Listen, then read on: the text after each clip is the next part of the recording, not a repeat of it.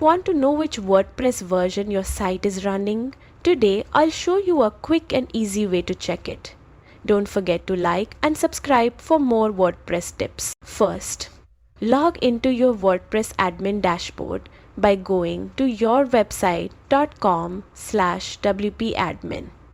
Once logged in, you'll land on the main dashboard page, the control center for your site. Next, look at the upper left corner and hover over the WordPress logo.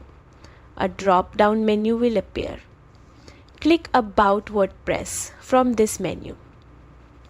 This will take you to a page showing your current WordPress version along with details about the features and improvements in that version. And answer it, knowing your WordPress version is essential to ensure your themes, plugins, and security updates remain compatible. Pro tip: regularly check your WordPress version and back up your site before updates to avoid any issues. Thanks for watching and stay informed to keep your WordPress site running smoothly.